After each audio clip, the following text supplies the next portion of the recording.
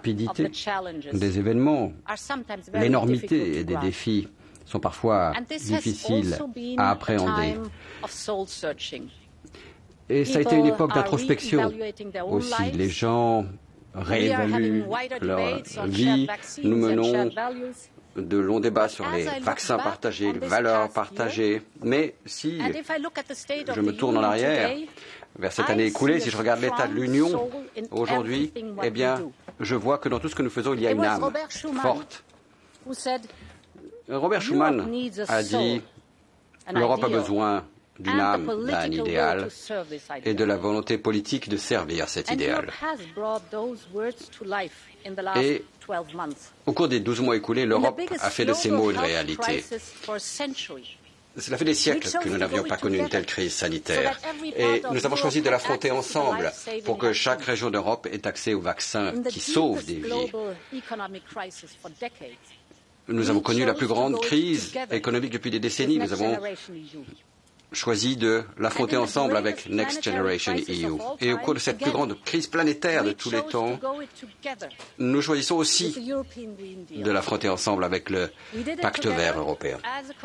Nous avons agi ensemble en tant que Commission et du fond du cœur, avec mes excellents commissaires, nous l'avons fait. Je les remercie pour ce travail accompli. Nous avons agi ensemble aussi, avec le Parlement, avec 27 États membres, comme une Europe unie. Je crois que nous pouvons en être fiers.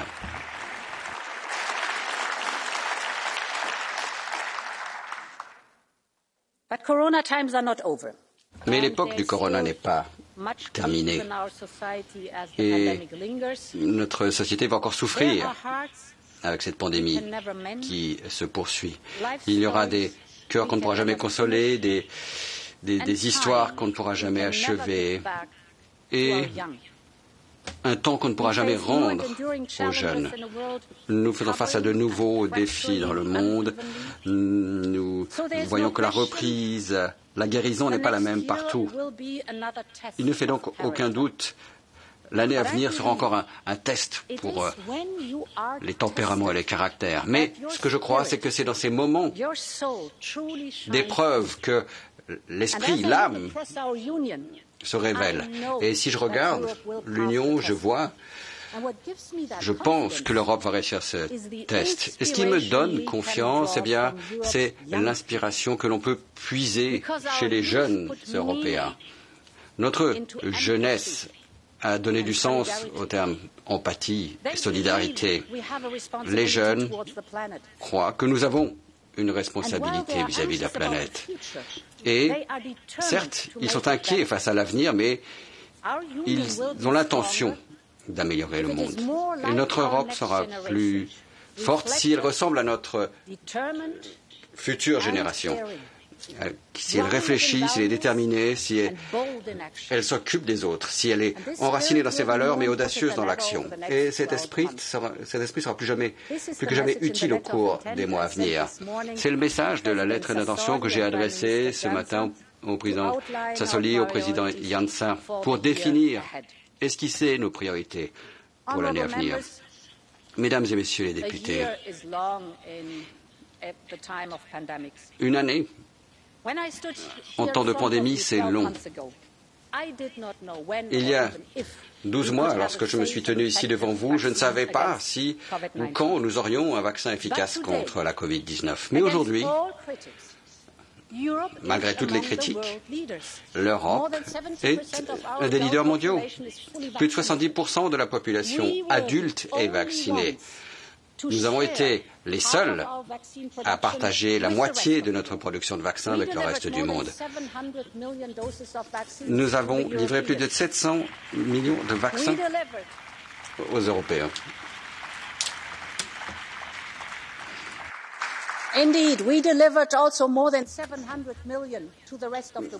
Et plus de 700 millions au reste du monde, dans plus de 130 pays.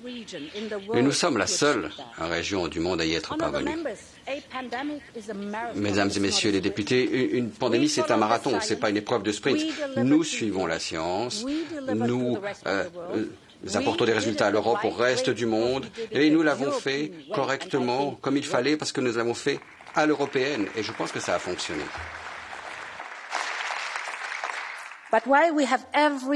Mais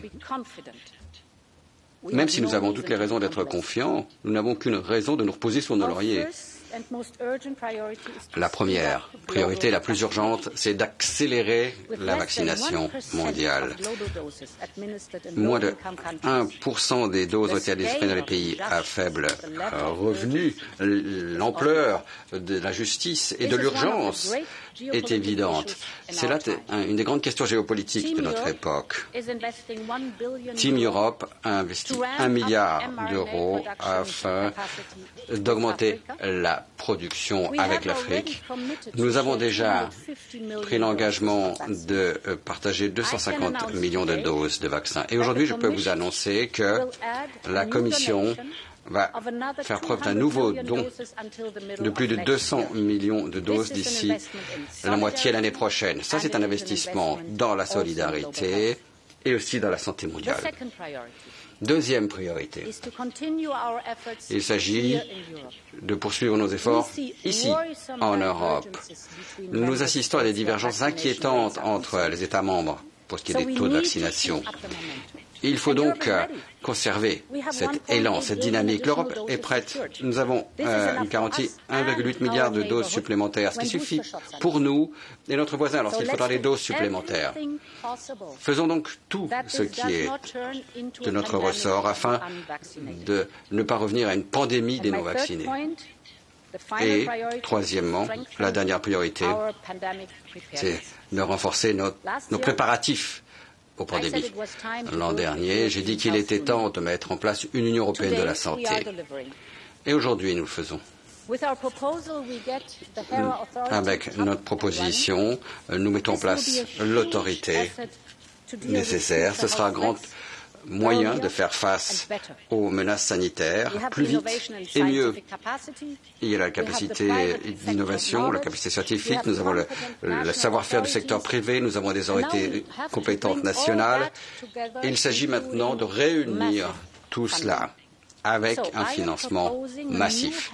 Je propose donc une nouvelle mission de préparation et de résilience sanitaire pour l'ensemble de l'Union européenne, qui devrait être appuyée par les investissements de Team Europe de 50 milliards d'ici à 2027. Il s'agit de garantir qu'aucun virus ne transformera une épidémie locale en pandémie mondiale. Et franchement, il n'y a pas de meilleur retour sur investissement que cela. Mesdames et messieurs les députés, le travail accompli sur l'Union européenne de la santé, c'est un grand pas en avant. Et je voudrais remercier le Parlement de son soutien. Nous avons montré que lorsque nous agissons ensemble, nous pouvons agir vite. Prenez le certificat numérique européen. Aujourd'hui, plus de 400 millions de certificats ont été créés en Europe. 42 pays sur 4 continents différents y participent. Nous l'avons proposé en mars. Vous avez insisté, vous avez aidé considérablement. Et 3 mois plus tard, seulement 3 mois plus tard, cela fonctionnait. Alors que le reste du monde en parlait, l'Europe le faisait.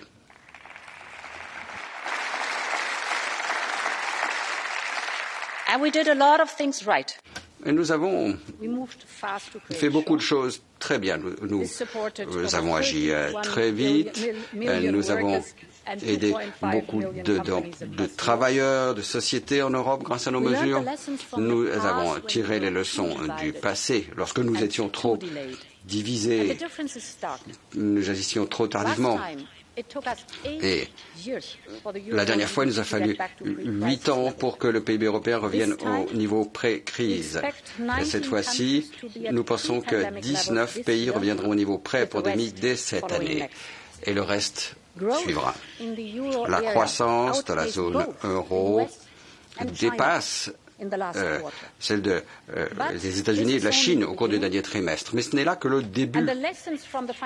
Les leçons à tirer de la crise financière pourraient nous permettre d'être plus prudents. À l'époque, nous avons crié victoire trop tôt en Europe et nous en avons payé le prix. Nous ne répéterons pas cette erreur. La bonne nouvelle, c'est qu'avec Next Generation EU, nous allons investir dans la reprise à court terme et dans la prospérité à plus long terme. Nous nous attaquerons aux questions structurelles dans notre économie, de la réforme du marché du travail en Espagne, aux réformes en Slovénie ou la réforme fiscale en Autriche, par exemple. De façon totalement inédite, nous allons investir dans la 5G et la fibre. Mais ce qui est tout aussi important, c'est d'investir dans les connaissances numériques. C'est un sujet énorme. Il faut que tout le monde y accorde attention et il faut un dialogue structuré au plus haut niveau. Nous devons insister sur ce point et nous y concentrer. Nos réponses permettent d'orienter les marchés, les investisseurs. Mais si l'on se tourne vers l'avenir, il faut aussi réfléchir à la façon dont la crise a touché la forme de notre économie, avec une dette accrue, avec des impacts différents selon les secteurs, les nouvelles formes de travail. Et pour ce faire, la Commission va relancer le débat sur la révision de la gouvernance économique au cours des semaines à venir. L'objectif est de dégager un consensus sur la façon de procéder bien avant 2023. Mesdames et messieurs les députés, bientôt, nous allons fêter les 30 ans du marché unique. Depuis 30 ans, il a permis de connaître le progrès et la prospérité en Europe. Au début de la pandémie, nous avons dû le défendre face aux pressions qui auraient pu amener une érosion, une fragmentation. Pour notre relance, c'est le marché unique qui est le bon moteur, qui crée des bons emplois, de la compétitivité. Et c'est particulièrement important dans le marché unique du numérique, par exemple. Nous avons fait des propositions ambitieuses au cours de l'année écoulée. Par exemple, conserver un pouvoir de surveillance des grandes plateformes, souligner la responsabilité démocratique de celles-ci. Nous voulons encourager l'innovation, canaliser le potentiel de l'intelligence artificielle. Et le numérique, ce sera la question décisive. Et les États membres partagent tout à fait ce point de vue. Regardez les dépenses pour le numérique dans Next Generation. Nous avons un objectif de 20%, mais nous allons dépasser cet objectif. Ce qui est bien. Cela montre bien l'importance qu'il y a à investir dans la souveraineté technologique européenne. Mais je voudrais me concentrer sur les semi-conducteurs, pour l'espace d'un instant. Ces petites puces qu'il faut que tout fonctionne. Les smartphones, les scooters électriques, les trains, toutes les usines intelligentes. Il n'y a pas de numérique sans ces puces. Et au moment où nous parlons, ce sont des lignes de production entières qui fonctionnent au ralenti, malgré une demande accrue, et cela à cause d'une pénurie de semi-conducteurs. Et la demande mondiale, elle, explose. Et la part de l'Europe dans toute la chaîne de valeur, de la conception jusqu'à la capacité de fabrication, la part de l'Europe a rétréci. Nous dépendons maintenant des meilleures puces fabriquées par l'Asie. Ce n'est pas juste une question de compétitivité, c'est une question de souveraineté technologique. Nous devons donc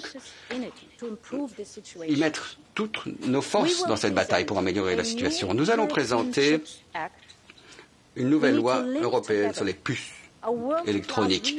Nous devons créer une connexion entre notre connexion de conception et de fabrication. Nous devons coordonner les investissements nationaux et européens le long de toute la chaîne de valeur. Et l'objectif, c'est de créer un écosystème des puces électroniques européennes comprenant aussi la production pour garantir la sécurité de notre approvisionnement et qui permettra de développer de nouveaux marchés pour une technologie européenne novatrice. Alors, bon, je sais, c'est une tâche énorme, ça ne fait pas l'ombre d'un doute, c'est un objectif énorme que je nous fixe. Et certains maintenant disent que ce n'est pas possible. Mais ils disaient la même chose il y a 20 ans quand on parlait de Galiléo. Et regardez où nous en sommes. nous y sommes arrivés. Les satellites européens maintenant donnent un système de navigation pour 2 milliards de smartphones dans le monde. Nous l'avons déjà fait, nous sommes maintenant à la pointe avec Galileo. Alors, encore une fois, faisons preuve d'audace et concentrons toutes nos forces sur les semi-conducteurs et soyons à nouveau un leader mondial. C'est ça notre objectif.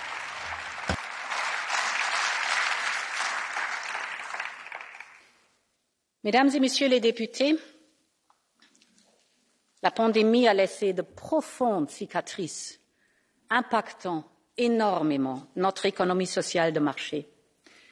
Soir après soir, nous étions tous là, à nos fenêtres, devant nos portes, pour applaudir les travailleurs de première ligne. Nous avons tous senti combien nous dépendions de ces travailleurs, de celles et ceux qui se dévouent pour un salaire inférieur, moins de protection, moins de sécurité. Les applaudissements se sont peut-être estompés, mais la force de nos émotions doit perdurer. Et c'est pourquoi la mise en œuvre du socle européen des droits sociaux est si importante.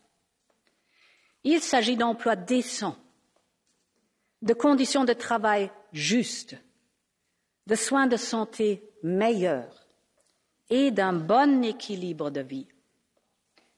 Si la pandémie nous a appris une chose, c'est bien la valeur du temps et qu'il n'y a point de temps aussi précieux que le temps consacré à nos proches.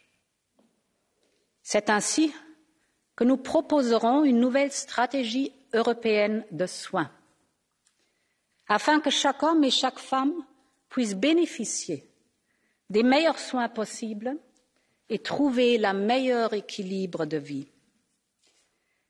Mais, Mesdames et Messieurs, l'équité sociale n'est pas seulement une question de temps. Elle est également une question d'équité fiscale.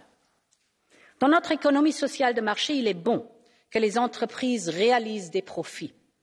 Mais si elles réalisent des profits, c'est bien grâce à la qualité de nos infrastructures, de notre sécurité sociale, de nos systèmes éducatifs. Alors, c'est la moindre des choses qu'elles payent leur juste contribution.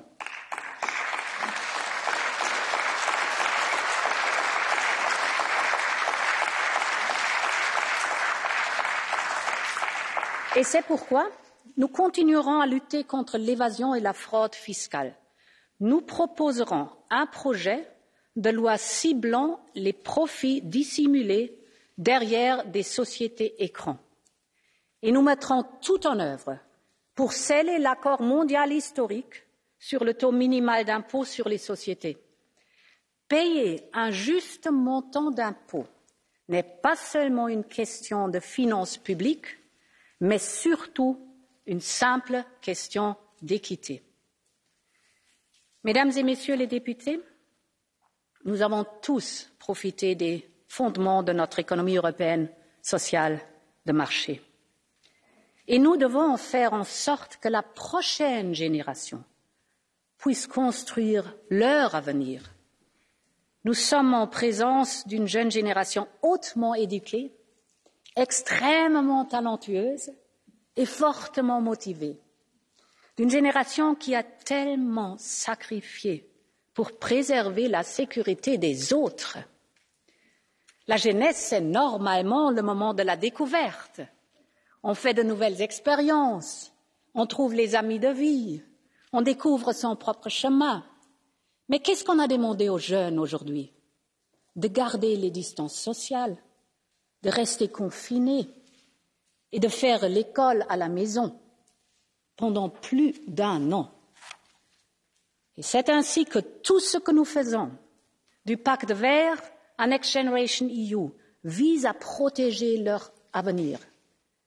C'est aussi pourquoi Next Generation EU doit être financé par des nouvelles ressources propres sur lesquelles nous travaillons.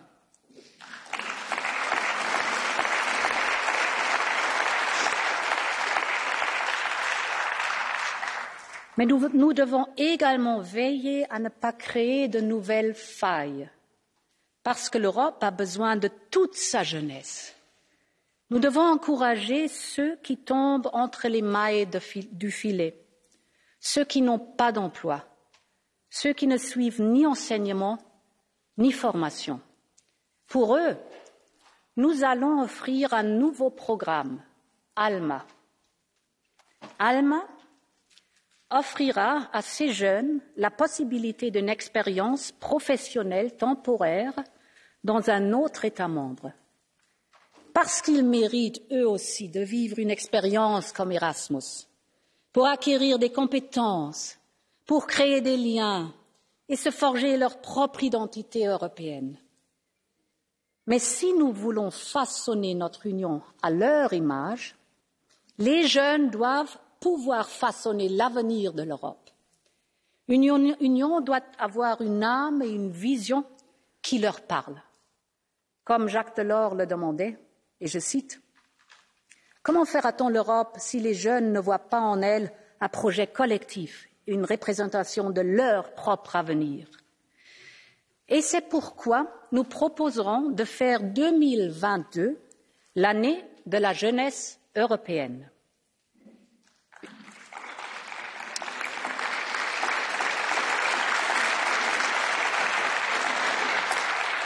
Faisons une année consacrée à valoriser les jeunes qui ont tant consacré aux autres. Et les jeunes doivent mener les débats de la conférence sur l'avenir de l'Europe. C'est leur avenir et ça doit être leur conférence. Et, comme nous l'avons dit au début du mandat, la Commission sera disposée à donner suite aux points qui seront décidés par la conférence.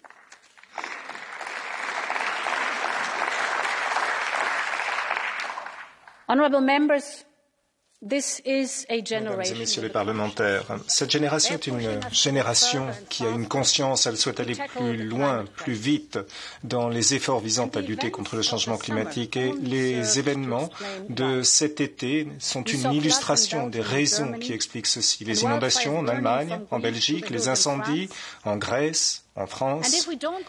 Et si nous ne croyons pas à ce que nous voyons nous-mêmes, alors suivons au moins la science. Les Nations Unies ont publié le rapport du GIEC récemment, le groupe intergouvernemental sur l'évolution du climat. L'autorité par excellence en matière d'études scientifiques du changement climatique. Et ce rapport ne laisse la place à aucun doute. Le changement climatique est d'origine humaine. Uniquement, mais c'est précisément parce qu'il est anthropogène que nous pouvons agir contre ce phénomène. Le climat se réchauffe, c'est nous qui en sommes responsables, c'est une mauvaise chose, mais oui, nous pouvons y remédier et les changements interviennent. Il y a plus de véhicules électriques immatriculés en Allemagne que de véhicules diesel cette année. La Pologne est désormais le plus grand exportateur de batteries électriques et nous avons le nouveau Bauhaus européen qui a conduit à une explosion de créativité des designers, des architectes ou des ingénieurs aux quatre coins de l'Union européenne en sont le symbole. Et si le pacte vert a une âme, alors c'est précisément le nouveau Bauhaus européen. Manifestement, un mouvement est en cours et c'est précisément de cela qu'il s'agit dans ce pacte vert. Dans mon discours de l'année dernière, je disais que nous souhaitions nous fixer comme objectif 55% de réduction des émissions d'ici à 2030 au minimum. Depuis, conjointement et ensemble, nous sommes parvenus à transformer ces objectifs climatiques en obligations juridiques.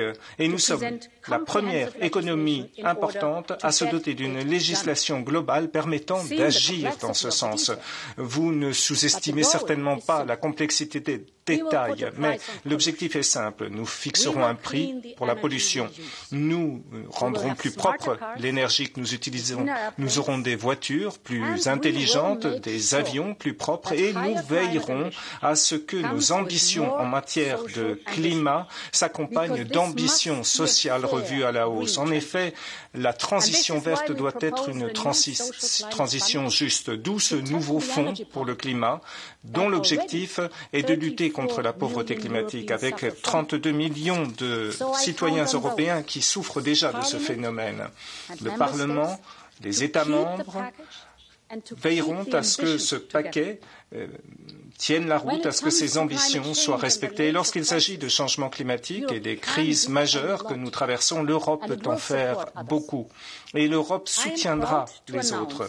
Je suis fier de pouvoir vous annoncer aujourd'hui que l'Union européenne multipliera par 2 ses financements extérieurs pour la biodiversité, notamment pour les pays les plus vulnérables. Mais l'Europe ne peut faire cavalier seule. La COP26 à Glasgow sera l'heure de vérité pour la communauté mondiale.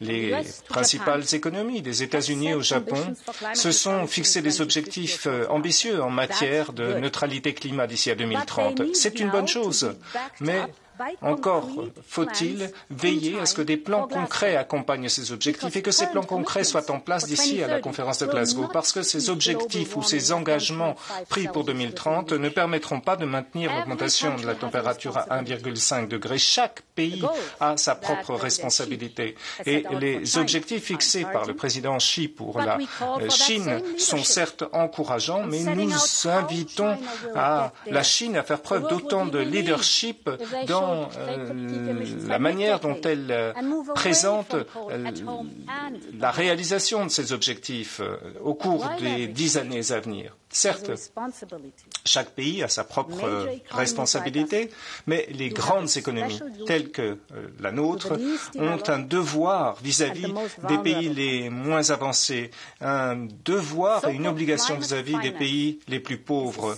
Le financement du climat est essentiel, tant pour l'atténuation des conséquences du changement climatique que pour l'adaptation. À Mexico et à Paris, les principales économies du monde se sont engagées à consacrer 100 milliards de dollars par an d'ici à 2025 aux pays les moins avancés et les plus vulnérables. Et nous avons tenu nos promesses. 25 milliards de dollars de contributions européennes par an.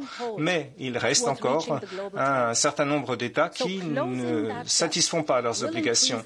C'est une lacune qu'il faudra combler si l'on souhaite que la conférence de Glasgow puisse aboutir à un véritable succès. J'ai pour ma part l'intime conviction que l'Union européenne est prête à en faire davantage. Nous allons proposer 4 milliards d'euros supplémentaires pour le financement du climat d'ici à 2027. Mais nous attendons des États-Unis et de nos autres partenaires qu'ils nous suivent. Et c'est important parce que cet écart en matière de financement pour le climat est important. Et si l'on parvient à le combler, eh bien cela sera un message fort. Et le moment est venu de tenir nos promesses. Nous n'avons plus le temps d'attendre.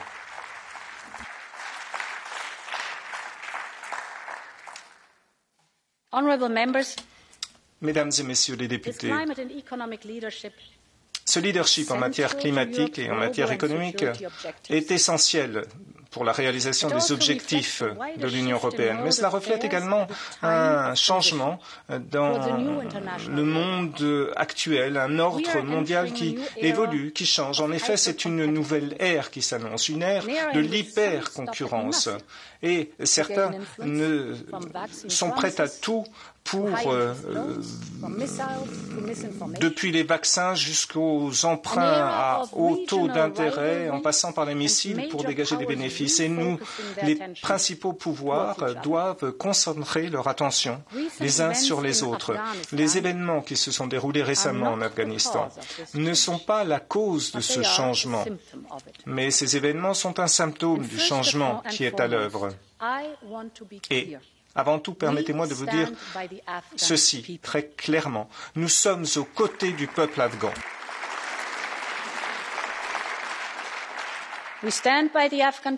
Nous sommes aux côtés du peuple afghan, des femmes, des enfants, des procureurs, des défenseurs des droits humains ou des journalistes. Et je pense notamment aux femmes juges qui maintenant doivent se cacher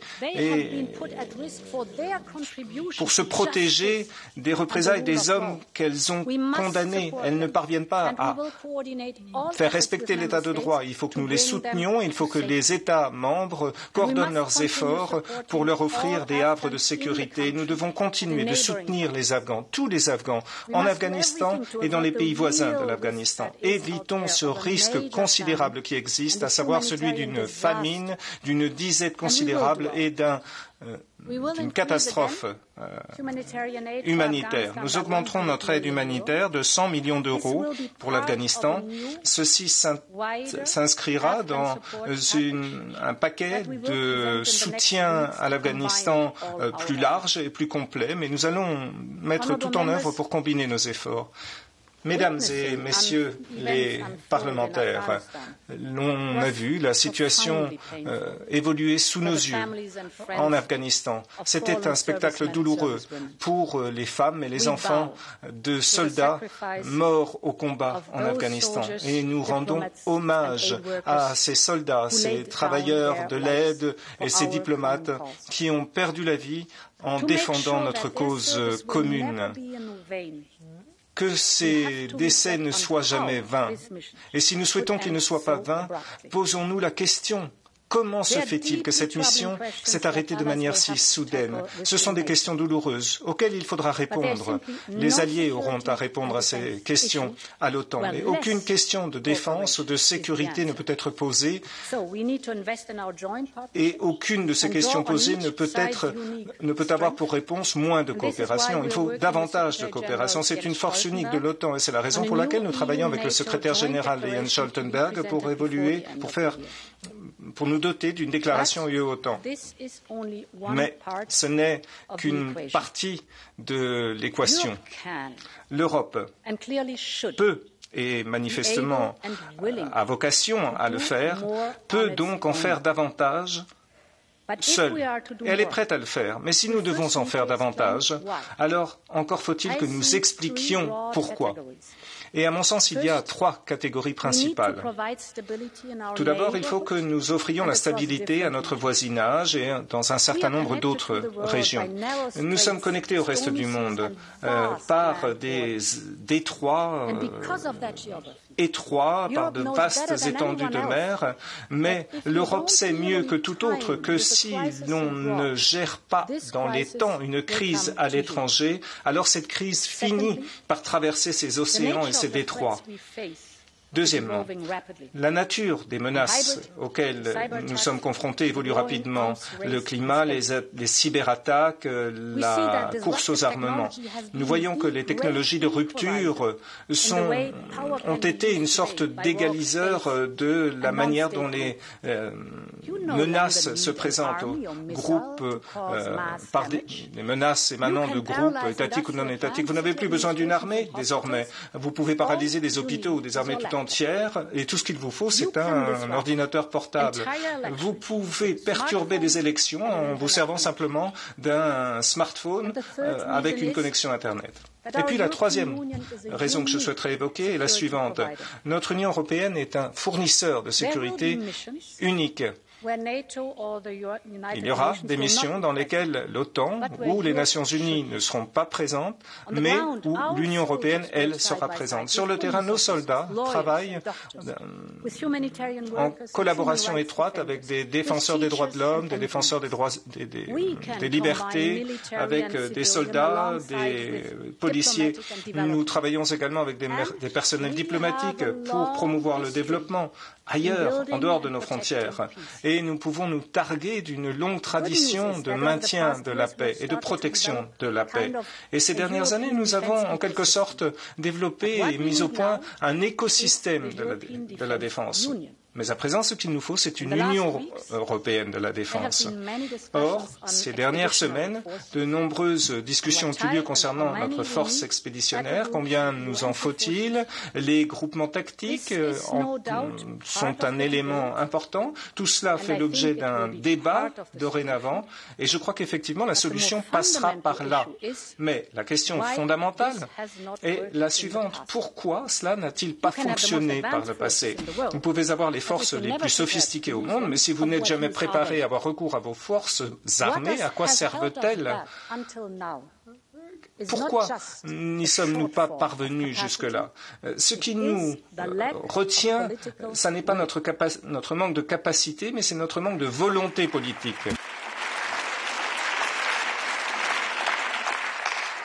Et si nous développons cette volonté politique, alors nous pourrons en faire beaucoup au niveau de l'Union européenne. Et permettez-moi de vous citer 3 exemples concrets.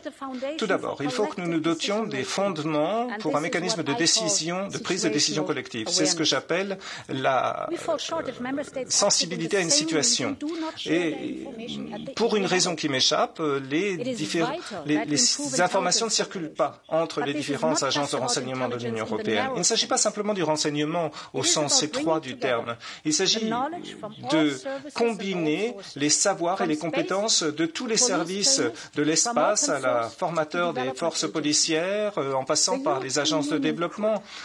L'Union européenne pourrait disposer de connaissances uniques en leur genre en termes de profondeur et de précision. Mais les décisions ne pourraient être prises que si nous disposons de toutes les informations qui nous permettent d'avoir une vision globale de la situation. Nous avons des connaissances, mais elles sont désarticulées. Nous avons des compétences, elles sont fragmentées.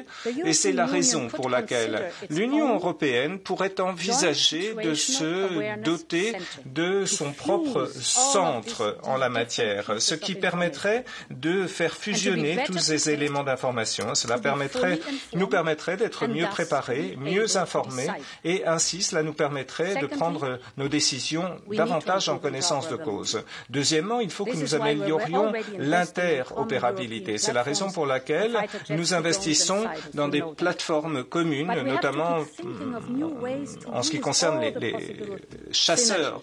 Mais il faut que nous dégagions des synergies. Un exemple serait une exemption de TVA lorsque l'on achète des équipements de défense développés et produits en Europe. Il ne s'agirait pas simplement ici d'améliorer notre interopérabilité, mais cela permettrait également de réduire la dépendance dont nous souffrons à l'heure actuelle. Et puis, troisièmement, nous ne pouvons évoquer la défense sans évoquer la cyberdéfense. À partir du moment où tout est connecté, tout peut être piraté. Et les ressources sont certes insuffisantes, mais rien ne nous empêche de combiner nos forces. Au contraire, ce serait une bonne idée. N'ayons pas peur de la cybermenace.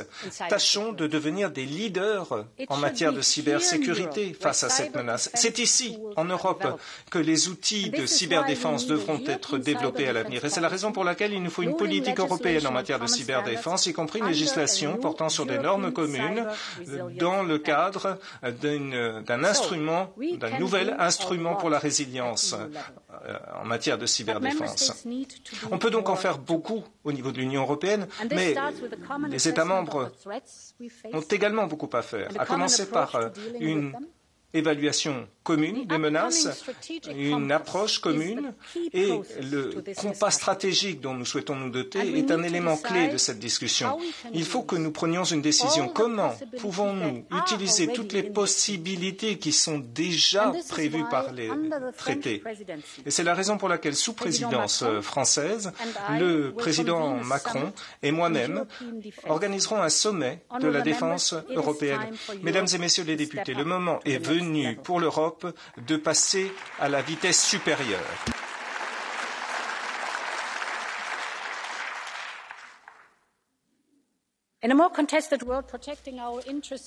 Protéger nos intérêts, ce n'est pas simplement nous défendre nous-mêmes, il s'agit également de se doter de partenariats fort, fiable. Ce n'est pas un luxe. C'est essentiel pour notre prospérité à venir et pour notre sécurité à venir. Il faut renforcer nos partenariats avec nos alliés les plus proches. Avec les États-Unis, nous allons développer notre nouveau programme pour le changement mondial, le nouveau Conseil Tech et Technologie, les différentes approches en matière de durabilité. Quoi qu'il en soit, l'Union européenne et les États-Unis seront toujours plus forts dès lors qu'ils sont ensemble. Et il en va de même de nos voisins dans les Balkans occidentaux. Avant la fin du mois, je me rendrai dans cette région pour adresser un message clair indiquant quel est notre engagement, à savoir notre engagement à garantir l'adhésion à ces pays. Nous le devons à ces jeunes gens qui croient en leur avenir en Europe. Et c'est la raison pour laquelle je soutiens ce plan d'investissement économique à hauteur d'un tiers du PIB de la région. Parce que des investissements dans l'avenir des Balkans occidentaux, mesdames et messieurs, c'est un investissement dans l'avenir de l'Union européenne.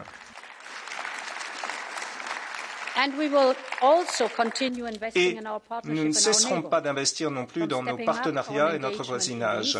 Nous renforcerons notre engagement dans le partenariat oriental. Le programme d'action pour la Méditerranée continuera d'être financé. Nous continuerons de travailler et d'œuvrer pour de bonnes relations avec la Turquie. Mais, mesdames et messieurs les parlementaires, si nous souhaitons que l'Europe devienne un acteur mondial de premier rang, il faudra que l'Europe se concentre ses efforts sur les prochains partenariats, les partenariats de l'avenir. Et dans ce contexte, la nouvelle stratégie Indo-Pacifique Union européenne est un jalon considérable.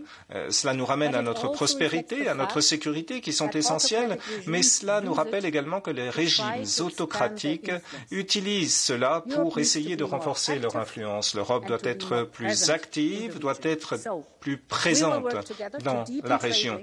Il faudra par conséquent que nous œuvrions afin de renforcer nos liens économiques, de renforcement de la chaîne d'approvisionnement, et il faudra que nous investissions dans les technologies vertes et propres dans la région. C'est là un gabarit, un format préétabli qui permettra à l'Europe de revoir son mode de connexion avec le reste du monde. Lorsqu'il s'agit de financer, nous nous en sortons bien, mais quel est l'intérêt de créer un monde parfait entre le cuivre qui est entre les mains des pouvoirs chinois et pour transporter ce cuivre devenu de Chine vers un port qui appartient également aux autorités chinoises. Donc nous allons nous doter d'une nouvelle stratégie de connectivité, le Global Gateway. Nous construirons des partenariats de passerelle mondiale afin de pouvoir investir dans des infrastructures de qualité qui permettent de garantir l'interconnexion des hommes et des femmes et des services dans le monde entier. Notre approche se fondera sur nos valeurs telles que la transparence et la bonne gouvernance que nous garantirons à nos partenaires. Nous voulons créer des liens, certes, mais pas de dépendance. Et nous savons que cela peut fonctionner. Les nouveaux câbles souterrains sous les océans de fibre optique relie désormais le Portugal au Brésil. Nous avons également une connexion entre les deux rives de la Méditerranée pour le transport d'hydrogène. Nous allons veiller à ce que cette passerelle mondiale existe. Nous connecterons les institutions, les investissements, les banques, les communautés des affaires et nous en ferons une priorité des sommets régionaux, à commencer par le prochain sommet UE-Afrique au mois de février prochain. Nous voulons faire de cette passerelle mondiale une marque déposée. Le Global Gateway bénéficiera de la confiance du monde entier. C'est ce que nous souhaitons. Sachez que faire des affaires un peu partout dans le monde, c'est une bonne chose. Les échanges commerciaux dans le monde entier, c'est une bonne chose. C'est même nécessaire. Mais en aucun cas, cela peut se faire au détriment de la dignité et de la liberté des hommes et des femmes. 25 millions d'hommes et de femmes, à l'heure actuelle, sont menacés et sont contraints à travailler dans des conditions de travail forcé. On ne peut jamais accepter qu'un produit soit fabriqué dans ces conditions et qu'ensuite il soit vendu ici dans les magasins européens, alors qu'ils sont le fruit du travail forcé. Nous proposons une interdiction de commercialisation de biens qui ont été fabriqués du fait du travail forcé, parce que la dignité humaine n'est pas à vendre.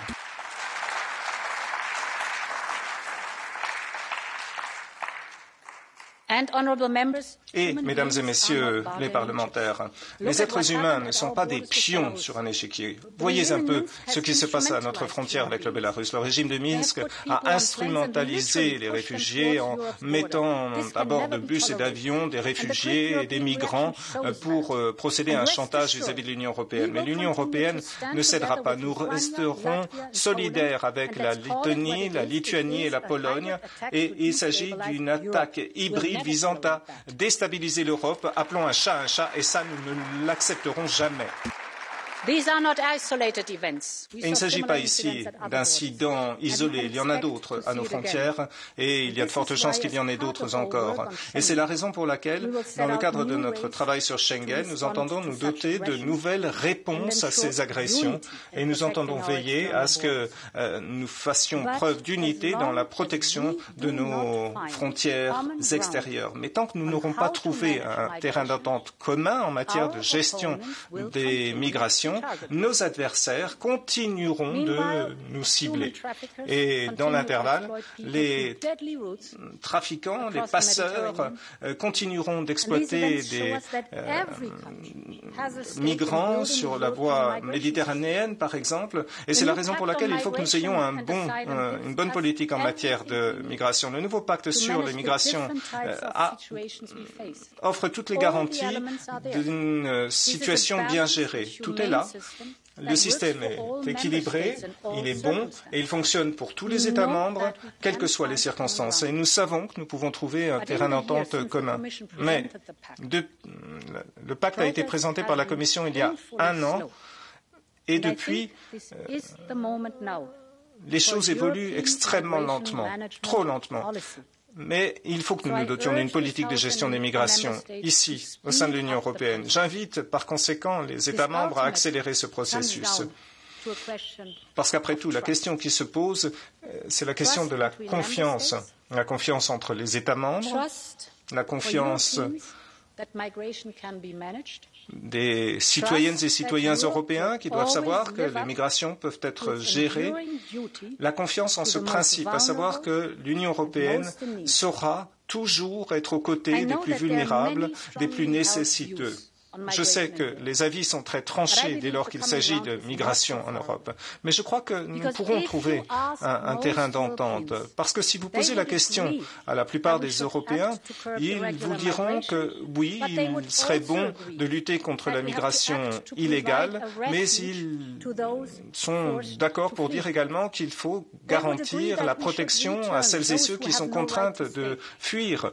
Ils diront qu'il faut effectivement veiller à ce que ceux qui n'ont pas le droit de rester sur le territoire européen rentrent chez eux, mais ils seront d'accord également pour dire que ces migrantes et migrants apportent une contribution essentielle à nos économies. Et je crois que nous sommes tous d'accord pour dire que le sujet de la migration ne doit jamais être un sujet de clivage, de discorde.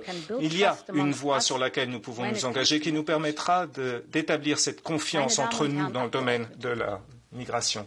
Mesdames et messieurs les parlementaires, les sociétés qui misent sur la démocratie, qui misent sur les valeurs humaines, sont fondées sur une base stable. Il s'agit de faire confiance aux hommes et aux femmes. C'est ainsi que de nouvelles idées apparaissent, c'est ainsi que de nouvelles réalisations, de nouvelles prouesses apparaissent. C'est ainsi que nous pouvons lutter contre l'injustice. Ce sont précisément ces valeurs communes en lesquelles nous avons confiance qui ont motivé les pères fondateurs immédiatement après la Deuxième Guerre mondiale. Et ce sont précisément ces valeurs qui sont celles de ceux qui luttent pour les libertés, qui depuis plus de 30 ans, il y a plus de 30 ans, ont permis au rideau de fer de tomber. Ils veulent des élections libres, ils veulent un état de droit, ils veulent que devant les tribunaux, les hommes et les femmes soient toujours égaux. Ils veulent que l'espionnage d'État, les écoutes disparaissent. Ils veulent la liberté, mais ils veulent la liberté surtout de pouvoir être différents de la majorité. Comme le disait Václav Havel, l'ancien président tchèque, de manière très élégante, ils veulent pouvoir faire leur toutes ces magnifiques valeurs européennes. Humanistes, religieuses, c'est un héritage qui est le nôtre, qui fait partie de ce qui fait de nous des Européennes et des Européens. Et elles sont ancrées dans les traités européens, ces valeurs. Et nous toutes et nous tous, nous sommes engagés à veiller au respect de ces valeurs les États libres et souverains font partie de cette union et défendent ces valeurs. Et nous sommes déterminés à défendre ces valeurs. Et cette détermination, nous ne la laisserons jamais vaciller. Nous avons un État de droit que nous entendons défendre et les arrêts de la Cour européenne de justice établissent la sécurité juridique. Ces arrêts sont juridiquement contraignants. Nous entendons veiller à ce qu'on se mette en conformité avec ces arrêts. Qui que ce soit devra le faire, parce que la protection de l'état de droit, ce n'est pas juste un objectif, c'est également une volonté au quotidien de maintenir la situation européenne telle que nous la souhaitons. Et la défense de l'état de droit fait partie de ce processus. Un exemple, la réforme de la justice à Malte, ou les enquêtes dans le domaine de la corruption en Slovaquie. Et à partir de 2022, les rapports sur l'état de droit constitueront des recommandations concrètes à l'adresse des États membres. Et pourtant, dans certains États membres, l'on voit évoluer la situation dans un sens préoccupant. Et là, il y a une chose qui est importante. Tout commence par le dialogue. Ceci étant dit, le dialogue n'est pas une fin en soi. Le dialogue doit conduire à la réalisation d'un objectif. Et c'est la raison pour laquelle nous avons une approche double, c'est-à-dire le dialogue et la détermination. Et c'est précisément ce que nous avavons fait la semaine dernière et ce que nous entendons continuer de faire à l'avenir. Et le droit de disposer d'une justice indépendante, le droit d'être traité de manière identique devant la justice est un droit auquel doivent pouvoir se fier les populations aux quatre coins de l'Europe et indépendamment de la question de savoir s'ils font partie d'une majorité ou d'une minorité. C'est là l'âme de l'Europe qui est la nôtre et il faut que nous défendions cette âme.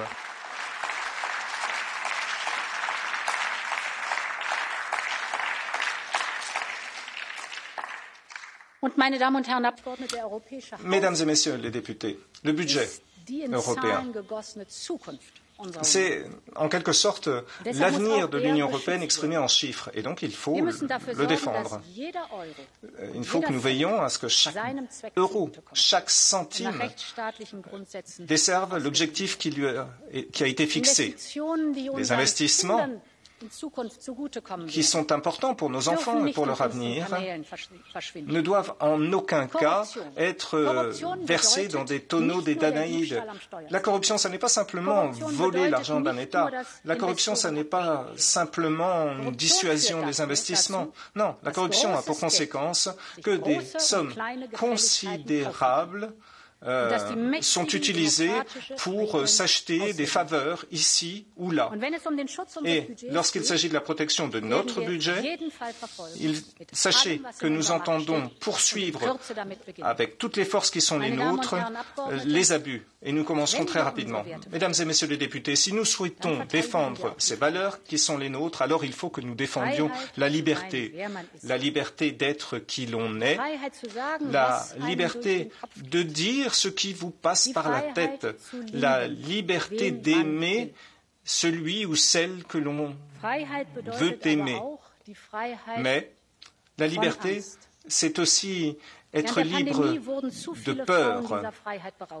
Trop de femmes ont dû vivre dans la peur au cours de cette pandémie. Cette pandémie a été une période épouvantable pour celles et ceux qui ne savaient pas où se cacher, qui ne savaient pas où trouver refuge et vivaient dans cette obscurité permanente. Il faut que nous partagions leur douleur. Il faut que les auteurs des persécutions ou des souffrances dont elles sont victimes fassent l'objet de poursuites. Et c'est la raison pour laquelle, d'ici à la fin de l'année,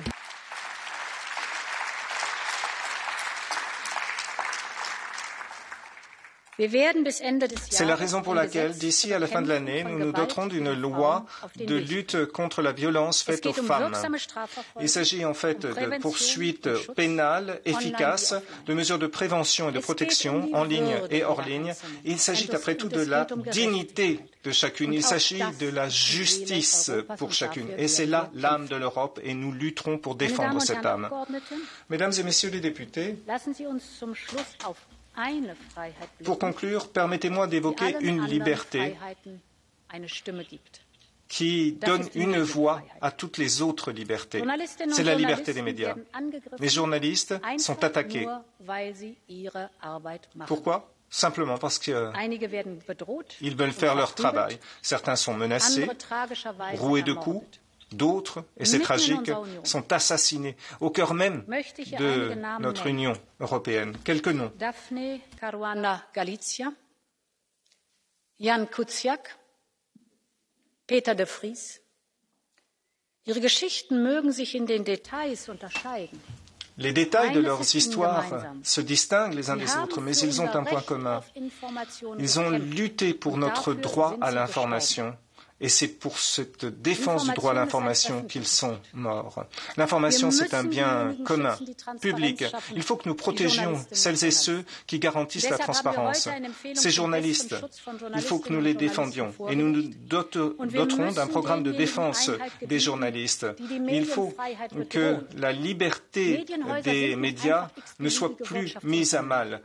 Ça n'est pas une entreprise économique comme une autre, le journalisme. Non, c'est essentiel et c'est la raison pour laquelle l'Union européenne a besoin d'une loi qui garantit cette indépendance et cette loi sur la liberté des médias, elle sera présentée dès l'année prochaine parce que si nous voulons défendre la liberté des médias, alors nous défendons aussi notre démocratie.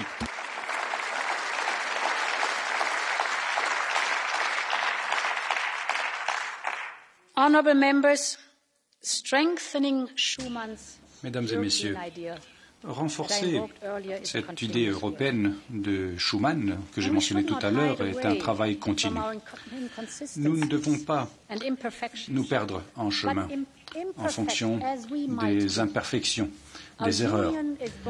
Certes, il y a des imperfections, mais notre Union européenne est unique dans sa beauté. Nous mettons en avant-plan les libertés individuelles. Nous avons une union qui est façonnée par une histoire commune, par des valeurs communes, par nos perspectives culturelles. C'est une union qui a une âme. Nous devons trouver les bons termes pour expliquer tout cela. Ce n'est pas facile. Mais peut-être que nous devons nous inspirer de ce que disent d'autres. Voilà pourquoi j'ai amené avec moi une invitée. Une personne que vous connaissez sans doute, pour certains d'entre vous, qui a remporté une médaille d'or pour l'Italie, qui m'a conquis cet été. Au mois d'avril, on lui avait dit que sa vie était en danger. Elle a subi une opération, elle a lutté, elle s'est reprise et 190 jours après avoir quitté l'hôpital, elle a remporté cette médaille d'or aux Jeux paralympiques. Je vous demande d'applaudir Benevilio.